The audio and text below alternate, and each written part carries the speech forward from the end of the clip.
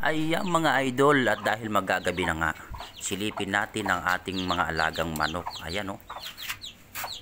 Binigyan ko kasi sila ng tubig dyan at uhaw na pala sila mga idol. Ayun oh, kita nyo, pinagkakaguluhan nila yung binigay kong tubig mga idol. Bali ang tubig na yan galingan sa gripo mga idol, na inilagay ko sa Wilkins na lagayan. Tapos pinasingaw ko siya para yung aroma ng chlorine makasingaw mga idol. Mas maganda kasi yung ganun. Hindi kasi po pwede yung diretsong galing sa gripo ipapainom natin sa manok, medyo lasang chlorine yun. Kaya ganyan ang mga technique mga idol sa mga nag-aalaga ng manok. Pagka nagbibigay kayo ng tubig, ilagay nyo sa sa isang lagayan, tapos pasingawin nyo. Maghapon nyo pa singawin mga idol para makasingaw yung chlorine, para maganda yung epekto nun sa kalusugan ng manok natin. Ayan o, kita nyo naman yan mga idol. Talagang pinagkakaguluhan nila yung binigay natin na tubig. So panoorin nyo hanggang dulo yung video na to mga idol. Panoorin nyo kung paano liparin ng mga sisiw ko yung taas nung pugaran na ginawa ko. Ayun o, kita nyo yung pugaran na yan. Nagulat lang kasi ako nung makita ko sila nagliliparan mga idol. Kayang kaya na pala nilang liparin yung pangatlong baitang nung pugaran na yun.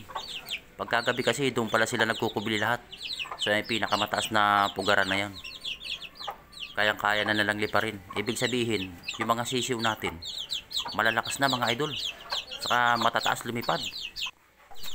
Fighter pa naman yan mga idol. Ayun o, nauna na yung nanay nila. Ayun o, may sumunod na mga idol. Kita nyo, ang taas lumipad ng sisiw mga idol. Sisiw pa lang yan ha. Oh, may sumunod pang isa oh. Alright talaga mga idol. Ayun o, yung isa oh, bubelo. Ayun o, pangatlo na yan mga idol. Alright, diba? Susunuran na yung iba dyan mga idol. Natuwa lang ako sa kanila at pang-apat, pang-lima. Alright, diba mga idol? Matataas lumipad yung mga sisiw natin, lalo na pag nag-mature na yan. Pang-anim. Ayun pa, may tatlo pa natira mga idol. Pito. Ito na mga idol, may dalawa pa. Liliparin pa niya yan mga idol. Ay, nakakatuwa nga itong mga to eh. Matataas lumipad mga idol, sisiw pa lang. Lalo na pagka nag-mature na yan. Ayun o, may isang nag-atim pa. Kailangan hanggang dalawang baitang pa lang siya. Itong isa, ayun o, bubelo.